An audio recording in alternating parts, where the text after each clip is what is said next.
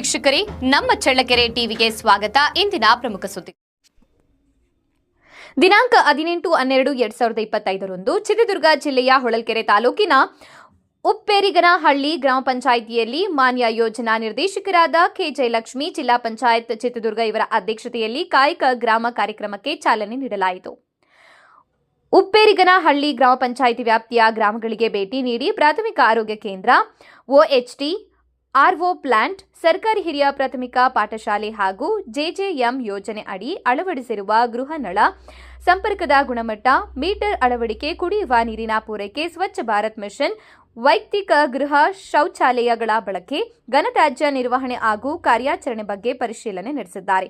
ಈ ಸಂದರ್ಭದಲ್ಲಿ ಜಿಲ್ಲಾ ಪಂಚಾಯತ್ NRLM ಜಿಲ್ಲಾ ಯೋಜನಾ ವ್ಯವಸ್ಥಾಪಕರು, ಜಿಲ್ಲಾ MIS ಸಮಾಲೋಚಕರು, ಗ್ರಾಮ ಪಂಚಾಯಿತಿ ಅಧ್ಯಕ್ಷರು, ಉಪಾಧ್ಯಕ್ಷರು, ಸದಸ್ಯರು, ಗ್ರಾಮ ಪಂಚಾಯಿತಿ ಅಭಿವೃದ್ಧಿ ಅಧಿಕಾರಿಗಳು, ಗ್ರಾಮ ಪಂಚಾಯಿತಿ ಸಿಬ್ಬಂದಿ, ಸ್ವಸಹಾಯ ಸಂಘದ ಒಕ್ಕೂಟದ ಸದಸ್ಯರು ಹಾಗೂ ಸಂಬಂಧಪಟ್ಟ ಇಲಾಖೆಯ ಅಧಿಕಾರಿಗಳು, ಸಿಬ್ಬಂದಿಗಳು, ಗ್ರಾಮಸ್ಥರು ಭಾಗವಹಿಸಿದರು.